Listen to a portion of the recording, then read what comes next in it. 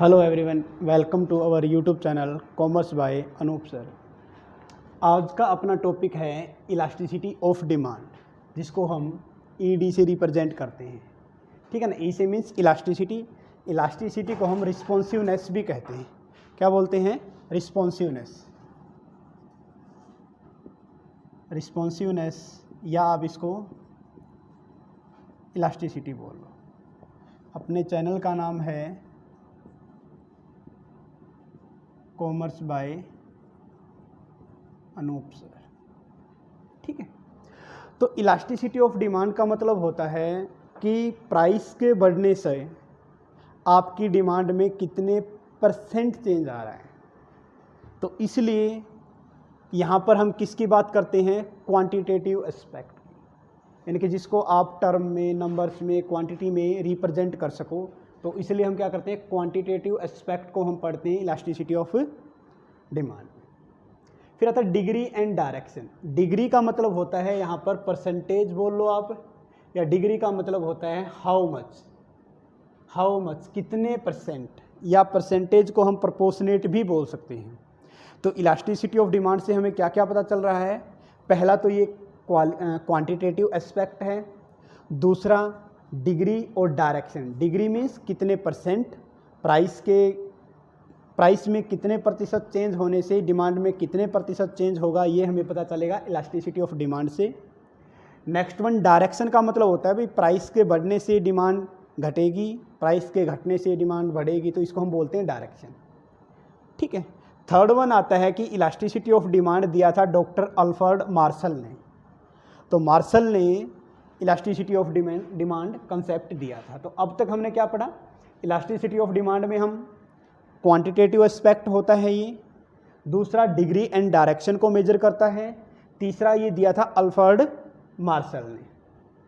हम पढ़ने वाले हैं अब इलास्टिसिटी ऑफ डिमांड में price elasticity of demand, income elasticity of demand और cross elasticity of demand. Price elasticity of demand का मतलब होता है कि प्राइस में चेंज होने से डिमांड में कितने प्रतिशत चेंज होगा। तो ऐसे ही प्राइस इलास्टिसिटी ऑफ डिमांड में प्राइस का और क्वांटिटी डिमांडेड का क्या होता है? इन्वर्स रिलेशनशिप होता है। इसलिए इन दोनों की जब मैथमेटिकल कैलकुलेशन करते हैं तो माइनस का सिंबल लगाते हैं। प्राइस इन्वर्स है किसका? 1/QD। QD means quantity of demand. फिर हम बात करते हैं कि degree of demand, degree of price elasticity of demand. Degree of price elasticity of हम डिमांड पढ़ते हैं तो इसमें दो तरह की डिग्री बनती है। एक बनती है एक्सट्रीम डिग्री, दूसरी बनती है आपकी रिलेटिव या नॉर्मल डिग्री। एक्सट्रीम डिग्री में हम दो को इंक्लूड करते हैं। एक को इंक्लूड करते हैं perfectly elastic price elasticity of demand, दूसरे को हम इंक्लूड करते हैं परफेक्टली इन इलास्टिक। एक है इलास्टिक, दूसरी है in elastic price elasticity of demand. In elastic को हम रिप्रेजेंट करते हैं इन्फिनिटी के फॉर्म में, और इसका डिमांड करो कैसे बनेगा? ऐसे डिमांड करो, हॉरिजेंटल DD। ठीक है। दूसरा आता है perfectly in elastic. In elastic में डिमांड करो जो बनता है वो बनता है आपका एक्स एक्सिस के यहाँ पर ED 0 होता है, ये डिमांड करो हो गया। ठीक है। ये Y, ये X, ये 0। प्राइस 10 रुपये है तब भी डिमांड इतनी है, प्राइस 20 रुपये हो गया तब भी डिमांड सेम ही है। ठीक है। तो ये दो हमने किए थे एक्सट्रीम डिग्री ऑफ डिमांड। कौन कौन सा? परफेक्टली इलास्टिक जो इन्फिनिटी से रिप्रेजेंट हम करते हैं, दूसरा परफेक्टली इन इलास्टिक जो हम 0 से रिप्रेजेंट करते हैं। अब बात आती है रिलेटेड नॉर्मल डिग्री, यानी कि रिलेटेड डिग्री या फिर नॉर्मल डिग्री कौन कौन सी हो सकती है। फर्स्ट वन आता है इसमें greater than unitary. Greater than unitary को हम रिलेटिव हाई इलास्टिक भी बोल सकते हैं, या फिर सिंपल अगर इलास्टिक के बारे में बात करता है तो इसका मतलब वो ग्रेटर देन यूनिटरी के बारे में बात करता है।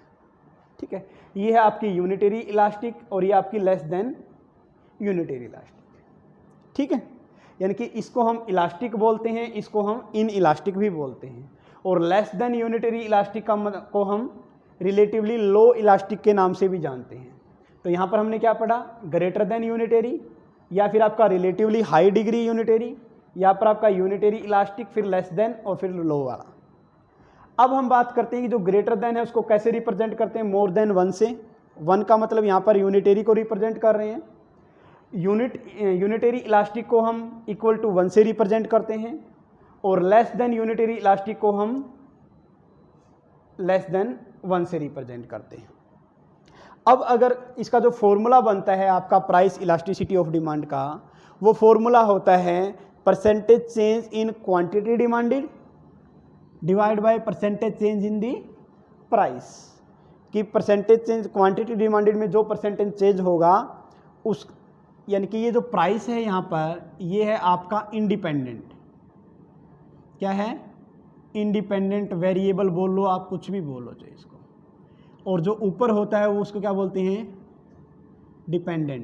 Dependent variable. इसका मतलब क्या होता है कि जो ये इंडिपेंडेंट होता है ये गिवन होता है, और जो आपका डिपेंडेंट होता है ये आपको फाइंड आउट करना पड़ता है, निकालना पड़ता है।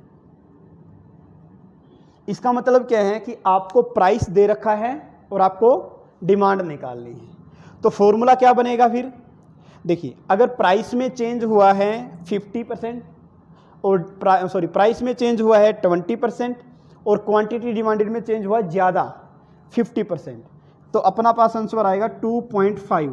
इसका मतलब ये क्या है, एक से ज़्यादा है, तो इसलिए इसको हम बोलते हैं ग्रेटर देन यूनिटरी। यदि प्राइस में चेंज होता है 20% और क्वांटिटी डिमांडेड में चेंज भी है 20%, तो इसको हम बोलते हैं price elasticity equal to unitary. यदि प्राइस में चेंज है 20% लेकिन डिमांड में चेंज है उससे कम 10%, तो ये 1 से कम है, तो इसको हम बोलते हैं elasticity of demand less than 1। अब बात करते हैं कि डिमांड करो बनता कैसा है।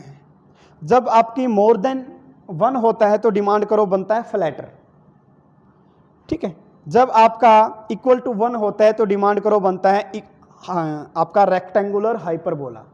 रेक्टेंगुलर हाइपरबोला क्या होता है, ये कॉन्वेक्स होता है, ऐसे आप इसको बनाओगे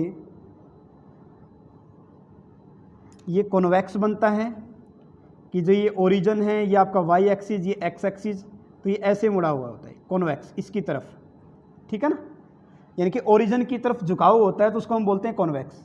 दूसरा अनइक्वल स्लोप है। अनइक्वल का मतलब इक्वल स्लोप कैसे बनता है, जैसे ये रहा, इसमें इक्वल स्लोप है, ठीक है, लेकिन ये क्या है अनइक्वल स्लोप, यहाँ से आप नीचे जा रहे हो फिर फ्लैटर हो गया। सेकंड इक्वल पॉइंट इलास्टिसिटी, यानी कि कोई भी पॉइंट, किसी भी पॉइंट पर अगर यहाँ पर आप इलास्टिसिटी मेजर करोगे तो वो हमेशा किसके बराबर आएगी, इक्वल टू 1 के। और जो ये कंडीशन बनती है, ये कंडीशन बनती है अपनी प्योर मोनोपोली में। किसमें बनती है, ये प्योर मोनोपोली में बनती है। अब हम बात करते हैं लेस देन यूनिटरी की। इसमें डिमांड करो स्लीपर बनता है, स्टीपर बनता है। इसके बाद आता है ये कंडीशन होती है मोनोपोली की। देखो मोनोपोली और प्योर मोनोपोली में वैसे तो ज़्यादा डिफरेंट नहीं है, लेकिन सिर्फ एक ही आप ये मान सकते हो कि प्योर मोनोपोली के अंदर मोनोपोलिस्टिक कंज्यूमर सरप्लस 0 रहता है, यानी कि कंज्यूमर की जितनी पेइंग कैपेसिटी होती है मोनोपोलिस्टिक उतना पैसा वो उससे ले लेता है।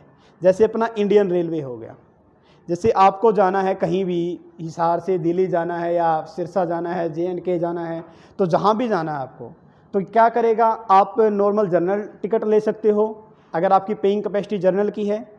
स्लीपर की है तो आपको स्लीपर ट्रेन की टिकट बुक कर सकते हो, AC के तो आप AC की टिकट बुक कर सकते हो। कहने का मतलब है कि जिसकी जितनी पेइंग कैपेसिटी होती है, मोनोपोलिस्ट यानी कि अपनी इंडियन गवर्नमेंट वो क्या करती है, उससे उतना पैसा चार्ज कर लेती है, तो ये मोनोपोली में भी आ जाता है, ठीक है। तो ये आपका था डिग्री। तो कौन कौन सी डिग्री पढ़ी हमने प्राइस इलास्टिसिटी ऑफ डिमांड की, 5 डिग्री है वैसे तो, लेकिन मेन क्या है, एक्सट्रीम डिग्री में 2 आती हैं और आपकी रिलेटिव या नॉर्मल डिग्री में 3 आती हैं। अब जो हम करने वाले हैं इसके बाद ये हैं, इसके बाद हम करने वाले हैं मेथड्स ऑफ प्राइस इलास्टिसिटी, वो भी करेंगे, लेकिन उससे पहले हम ये कर लेते हैं कि इनकम इलास्टिसिटी और क्रॉस इलास्टिसिटी भी क्या होती है, और इन दोनों के बाद हम करेंगे मेथड्स ऑफ प्राइस इलास्टिसिटी। तो क्या क्या याद रखना है, प्राइस इलास्टिसिटी, उसका फॉर्मूला, उसकी डिग्रियां, एक एक्सट्रीम डिग्री, एक रिलेटिव डिग्री। अब हम पढ़ते हैं इनकम इलास्टिसिटी ऑफ डिमांड। इसमें क्या दे रखा है कि percentage change in quantity demanded divide by percentage change in income. तो यहाँ पर जो इनकम है वो आपकी गिवन होती है, ये इंडिपेंडेंट वेरिएबल है, और ये आपको फाइंड आउट करना पड़ता है, ये डिपेंडेंट वेरिएबल है। तो फॉर्मूला क्या हो जाएगा, यहाँ पर क्या था आपका फॉर्मूला प्राइस के लिए, प्राइस इलास्टिसिटी ऑफ डिमांड के लिए फॉर्मूला बना था P divide by Q into change in Q divide by change in P। ये आपका प्राइस इलास्टिसिटी का फॉर्मूला है। और जब हम ये फॉर्मूला लगाते हैं तो माइनस का निशान लगा देते हैं, क्यों? क्योंकि प्राइस और क्वांटिटी डिमांडेड में इनवर्स रिलेशनशिप होता है। अब बात करते हैं इनकम इलास्टिसिटी। तो डेफिनेशन क्या बनेगी कि परसेंटेज चेंज इन इनकम होने से आपका percentage change in quantity demanded कितना होगा। तो इसमें होता है पॉजिटिव रिलेशन, तो इसलिए यहाँ पर सिंबल लगाने की रिक्वायरमेंट नहीं होती प्लस वाला। तो वही है, पी की जगह आप यहाँ पर इनकी प्राइस की जगह आप इनकम को लिख देते हो, एज इट इज़ फॉर्मूला अपना वहाँ पर बन जाता है। फिर इसके भी हम टाइप पढ़ते हैं, एक होता है पॉजिटिव इनकम इलास्टिसिटी, दूसरा होता है नेगेटिव इनकम इलास्टिसिटी और तीसरा होता है zero income elasticity of demand. तो पहला आता है पॉजिटिव। पॉजिटिव इनकम इलास्टिसिटी का मतलब होता है कि भाई इनकम के बढ़ने से आपकी प्रोडक्ट की डिमांड भी बढ़ती है। तो पॉजिटिव के लिए डायग्राम हम बनाएंगे ऐसे ऐसे डी डिमांड। तो यानी कि या इनकम आपकी 10 रुपये है तो आप मान लिया कि 10 क्वांटिटी खरीदते हो। इनकम आपकी 20 रुपये होगी तो आप भी क्वांटिटी कितना खरीदना स्टार्ट कर दोगे, 20। तो कैसा इनकम, यानी कि इनकम के बढ़ने से क्वांटिटी डिमांडेड भी बढ़ रही है। इसको हम डायरेक्ट रिलेशन बोल सकते हैं या फिर पॉजिटिव रिलेशन भी बोल सकते हैं, डायरेक्ट या पॉजिटिव रिलेशन बोल सकते हैं। अब इसके अंदर फिर 3 डिग्री आती हैं। वैसे तो ये 5 डिग्री होती है, लेकिन जो आपकी नॉर्मल होती है वो 3 ही होती है। ये आप बोल सकते हो एक्सट्रीम होती है, काल्पनिक होती है, जो रियलिटी में नहीं होती। तो 3 डिग्री कौन कौन सी है? पहला आता है ED equal to 1, greater than 1, equal to 1 और लेस देन 1। जो आपकी मोर देन 1 होती है वो नॉर्मल गुड्स के केस में अप्लाई होती है, इक्वल टू 1 होती है वो नेसेसिटी गुड्स के केस में अप्लाई होती है, और आपकी जो लेस देन 1 होती है वो सुपीरियर या लग्जरी गुड्स के केस में अप्लाई होती है। नेक्स्ट वन आता है negative income elasticity of demand.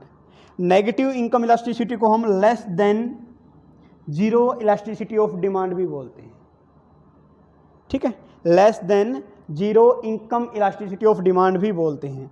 ये इन्फीरियर गुड्स पे इंप्लीमेंट किया जाता है कि इन्फीरियर मीन्स घटिया वस्तुएं। जैसे जैसे अपनी इनकम बढ़ती चली जाएगी हम क्या करते रहेंगे, इनकम के बढ़ने से जैसे जैसे अपनी इनकम बढ़ेगी, मान लिया कि इनकम 10 रुपये थी तो हम 20 इन्फीरियर गुड्स ले रहे थे, इनकम बढ़कर 20 हो गई तो हमने क्या कर दिया, इन्फीरियर गुड्स को खरीदना कम कर दिया, ठीक है। इस पॉइंट पे आप इनकम को शो करोगे, इनकम को हम Y से डिनोट करते हैं, और इस पॉइंट पर आप क्वांटिटी डिमांडेड को शो कर सकते हो, दोनों में, ठीक है। तो क्या करेंगे, इनकम को बढ़ा दिया और क्वांटिटी डिमांडेड को कम कर दिया। थर्ड वन आता है zero income elasticity of demand. Zero income elasticity of demand का मतलब होता है भी इनकम को बढ़ाओ या इनकम को घटाओ, क्वांटिटी डिमांडेड पर कोई भी इफेक्ट नहीं पड़ेगा, no effect on quantity demanded. Zero income elasticity आपका यूज किया जाता है बेसिक गुड्स के केस में। किस में किया जाता है? बेसिक गुड्स के केस में। और ये यूज किया जाता है इनडिफरेंट गुड्स के केस में, यानी कि ऐसी वस्तुएं जिनका हम अलग अलग नहीं कर सकते नॉर्मली, तो ये उसके लिए यूज किया जाता है, ठीक है। ये था आपका इनकम इलास्टिसिटी ऑफ डिमांड का छोटा सा कंसेप्ट। तो पॉजिटिव में नॉर्मल गुड्स, नेगेटिव में आपका इन्फीरियर गुड्स, और आपका जीरो के केस में बेसिक गुड्स। तो मोटा मोटी आपको यही याद रखना है, पॉजिटिव के लिए नॉर्मल गुड्स, नेगेटिव के लिए इन्फीरियर गुड्स, और जीरो के लिए बेसिक गुड्स हम यूज करते हैं। नेक्स्ट वन आता है फिर cross elasticity of demand. Cross elasticity में क्या होता है, हम 2 गुड्स को लेते हैं। क्रॉस इलास्टिसिटी यानी कि क्रॉस या रिलेटेड गुड्स कौन सी होती है, ये 2 तरह की होती है। एक तो होता है आपका सब्स्टिट्यूट्स गुड्स, और सेकंड होता है आपका कॉम्प्लीमेंट्री गुड्स। सब्स्टिट्यूट्स गुड्स जैसे पेप्सी और कोका कोला।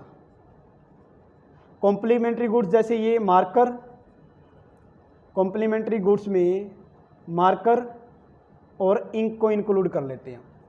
इनकी कॉम्प्लीमेंट्री गुड्स ऐसी होती है कि अगर आपकी सिंगल बॉन्ड्स हैं, सिंगल वांट्स को सेटिस्फाई करने के लिए जब आप एक से ज़्यादा गुड्स का यूज़ करते हो तब हम उसको कॉम्प्लीमेंट्री गुड्स बोलते हैं। या आप ऐसे बोल सकते हो कि दो गुड्स का मिलकर यूज करना ताकि आपकी एक सिंगल वांट्स सेटिस्फाई हो सके, तो इसको हम बोलते हैं कॉम्प्लीमेंट्री गुड्स।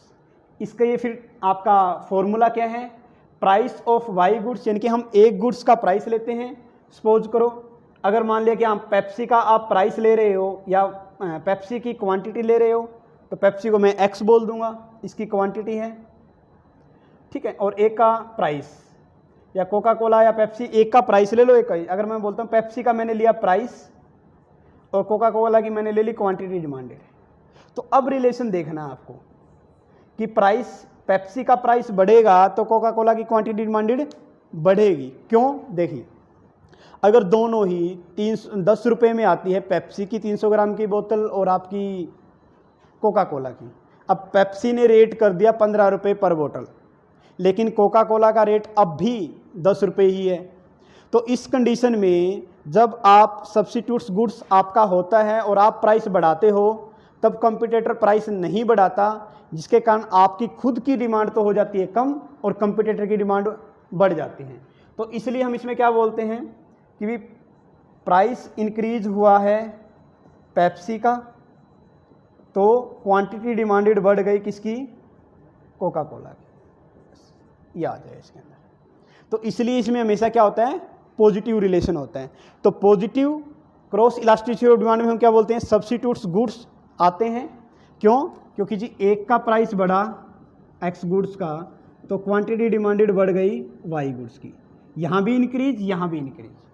कॉम्प्लीमेंट्री या नेगेटिव में क्या आता है आपका, प्राइस एक का बढ़ने से दूसरे की क्वांटिटी डिमांडेड जो है वो कम हो जाती है। जैसे पेट्रोल का प्राइस बढ़ा तो कारों की डिमांड क्या हो गई, कम हो गई। जीरो इलास्टिसिटी ऑफ डिमांड में हम क्या पढ़ते हैं, जब इंडिपेंडेंट गुड्स होती हैं, यानी कि जब दो वस्तुएं आपस में कोई लिंक नहीं होता, ठीक है, जब टू गुड्स का आपस में कोई लिंक ना हो, जैसे आप क्लॉथ को ले सकते हो या फिर आप साथ में स्टडी को ले सकते हो, बुक्स को ले सकते हो, तो जो जिनका कोई रिलेशन ना हो उनकी इलास्टिसिटी ऑफ डिमांड हमेशा क्या होती है, इक्वल टू जीरो। तो ये हमने पढ़ा है अभी तक कि प्राइस इलास्टिसिटी ऑफ डिमांड क्या होती है, इनके प्राइस में चेंज होने से क्वांटिटी डिमांडेड पर जो इफेक्ट होता है। फिर हमने पढ़ा इनकम इलास्टिसिटी ऑफ डिमांड क्या होती है, इनकम में चेंज होने से क्वांटिटी डिमांडेड पर क्या इफेक्ट पड़ा। फिर हमने पढ़ा क्रॉस इलास्टिसिटी ऑफ डिमांड क्या होती है, यानी कि एक गुड्स के प्राइस में चेंज होने से दूसरी गुड्स की डिमांड पर क्या इफेक्ट पड़ा। और फिर हमने पढ़ा था इन तीनों की डिग्रियाँ, ठीक है, ये एक्सट्रीम डिग्री है। फिर हमने पढ़ा था नॉर्मल डिग्री 3 इसमें, फिर इसमें टाइप पढ़ा इसमें भी और इसमें भी टाइप। अब हम करते हैं आपका method of price elasticity of demand.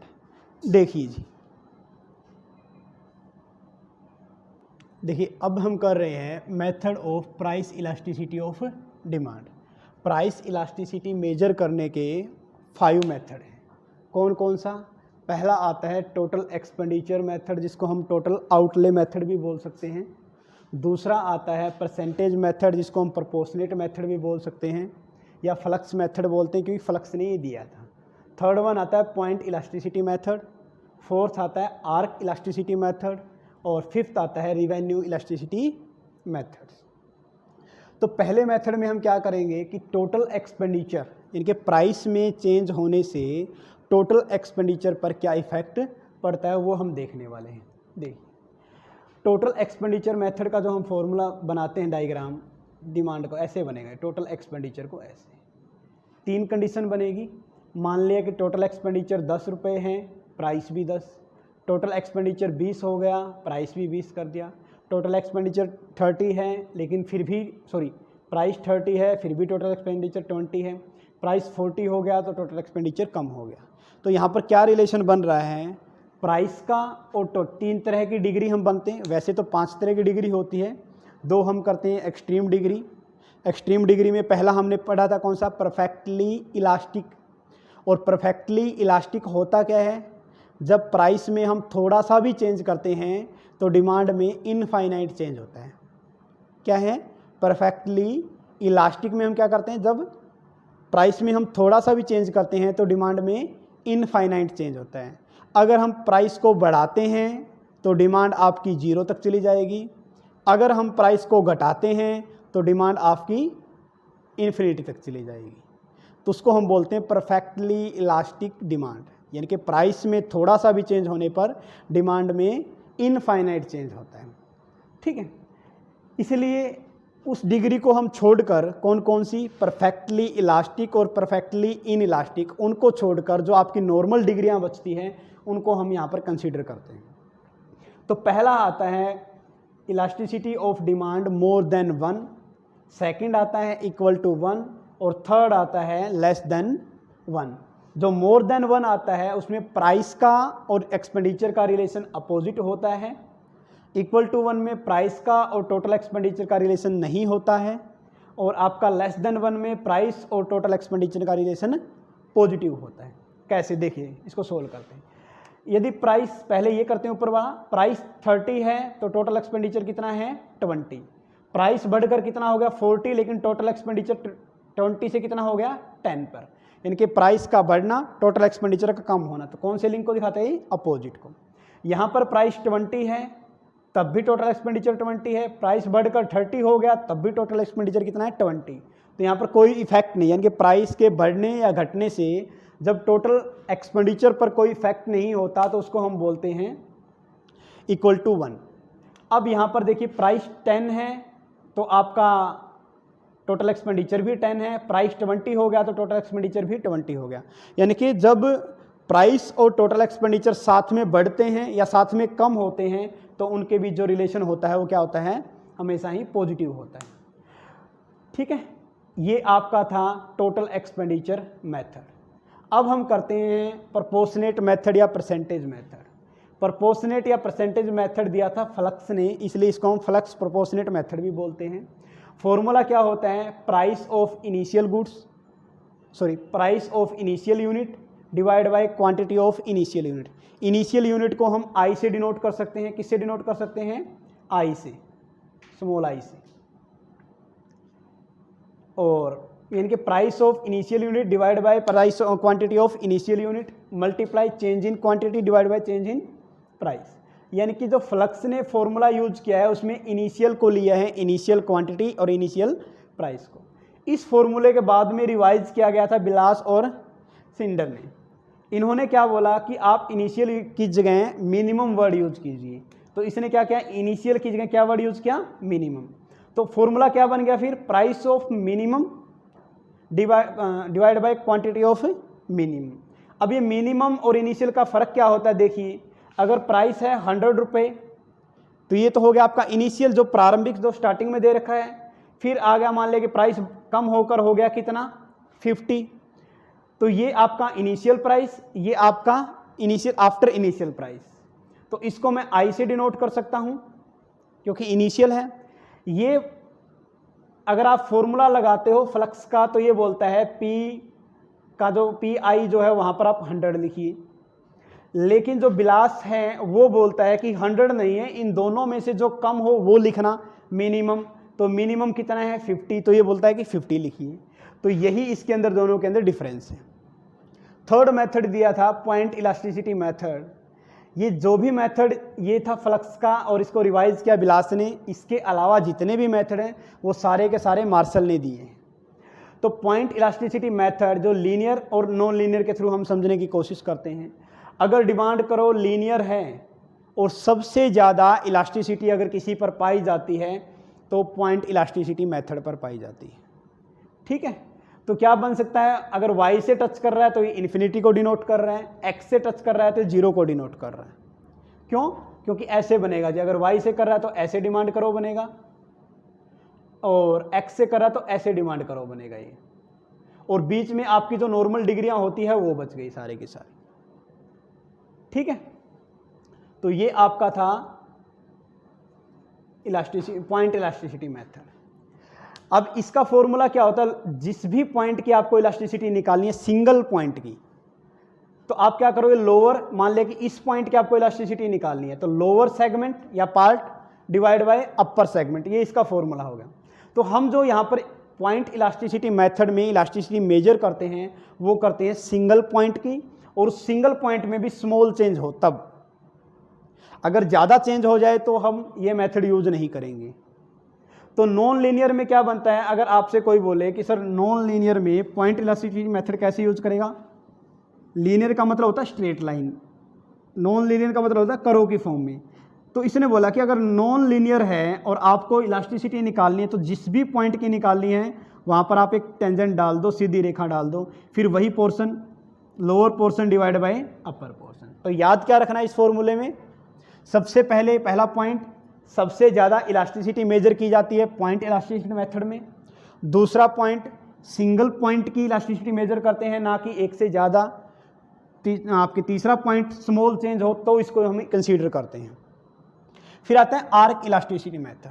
जो पॉइंट इलास्टिसिटी मेथड की डीमेरिट थी कि ये सिर्फ सिंगल पॉइंट को डिनोट करता है। अगर आपको दो या दो से ज़्यादा पॉइंटों के बीच में निकालना हो, यानी कि दो पॉइंटों के बीच में अगर आपको इलास्टिसिटी मेजर करनी हो तो पॉइंट इलास्टिसिटी मेथड वहाँ पर यूज नहीं होता। तो उसके लिए हमें आर्क मेथड का यूज करना पड़ता है। जैसे ये पॉइंट हो गया और आपका ये पॉइंट हो गया, इन दोनों के बीच में निकालना है कहीं भी तो आप निकालोगे आर्क के थ्रू। ठीक है, तो बिटवीन टू पॉइंट, इनके दो पॉइंटों के बीच में इलास्टिसिटी मेजर करते हैं, जबकि ये सिंगल पॉइंट के बीच में कर रहे हैं। लार्जर चेंज, अगर चेंज ज़्यादा है तब हम आर्क का यूज करते हैं, चेंज कम है तो हम पॉइंट का यूज करते हैं। फॉर्मूला इसका याद रखना है, ज़्यादा कुछ नहीं, बस ये याद रखना है कि वहाँ पर इनिशियल, जैसे यहाँ पर इनिशियल यूज किया था फ्लक्स ने, बिलास ने यूज किया था मिनिमम, वैसे आर्क में मार्शल ने यूज कर रखा है एवरेज। एवरेज मीन्स देखिए P1 दे रखा है आपको 100, P2 दे रखा है 50, तो एवरेज निकालेंगे तो कितना होगा 75। तो यहाँ पर P की जगह लिखेंगे 75। तो ये आपका था arc elasticity method. Last method आता आपका रिवेन्यू इलास्टिसिटी ऑफ मेथड। तो इसमें क्या होता है, इसकी डेफिनेशन क्या है कि जब point elasticity of demand it term of MR and AR, यानी कि पॉइंट इलास्टिसिटी ऑफ डिमांड को अगर हम MR और AR की हेल्प से मेजर करते हैं, निकालते हैं, यानी कि आपको पॉइंट इलास्टिसिटी दे दिया और फिर ये बोले कि AR और MR के थ्रू इसकी इलास्टिसिटी मेजर कीजिए, तब हम revenue elasticity of method use करते हैं। तो फॉर्मूला इसका क्या होता है, AR divide by AR minus MR। AR means average revenue, MR means marginal revenue. इसका और फॉर्मूला हो एक होता है 1 divide by monopoly power, 1 divide by monopoly power. ये था आपका method of price elasticity of demand. अब आता है छोटा सा आपका एक फॉर्मूला और कि प्राइस इफेक्ट जो होता है वो मिलकर बनता है इनकम इफेक्ट और आपका सब्स्टिट्यूट्स इफेक्ट से। तो नॉर्मल गुड्स में प्राइस इफेक्ट होता है नेगेटिव, और फॉर्मूला क्या बनता है, फिर इसका फॉर्मूला बनेगा इनकम इफेक्ट प्लस में सब्स्टिट्यूशन इफेक्ट। इन्फीरियर गुड्स में प्राइस इफेक्ट होता है नेगेटिव, फॉर्मूला क्या बनता है कि इन्फीरियर यानी कि इनकम इफेक्ट कम होता है, सब्स्टिट्यूशन इफेक्ट ज़्यादा होता है, और यहाँ पर लॉ ऑफ डिमांड इम्प्लीमेंट होता है। क्या होता है, लॉ ऑफ डिमांड अप्लाई होता है। ठीक है, और यहाँ पर भी लॉ ऑफ डिमांड अप्लाई होता है, डिमांड अप्लाई होता है।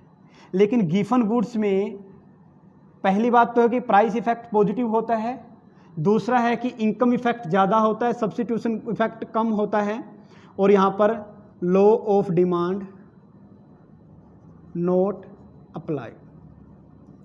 लॉ ऑफ डिमांड कहाँ पर यूज नहीं होता, गिवन गुड्स में नहीं होता, जबकि इन्फीरियर गुड्स में होता है। अब अगर बात करते हैं इलास्टिसिटी अगर जीरो है तो हम डिनोट करेंगे इलास्टिसिटी इक्वल टू जीरो, और जीरो से अगर ज़्यादा है तो पॉजिटिव को डिनोट करता है, जीरो से अगर कम है तो ये नेगेटिव को डिनोट करता है। तो ये हमने किया था पेपर 2 में बिजनेस इकोनॉमिक्स में इलास्टिसिटी ऑफ डिमांड वाला टॉपिक। आपको ये टॉपिक कैसा लगा, आपके सजेशन हमें कमेंट बॉक्स में भेज सकते हैं। Thank you.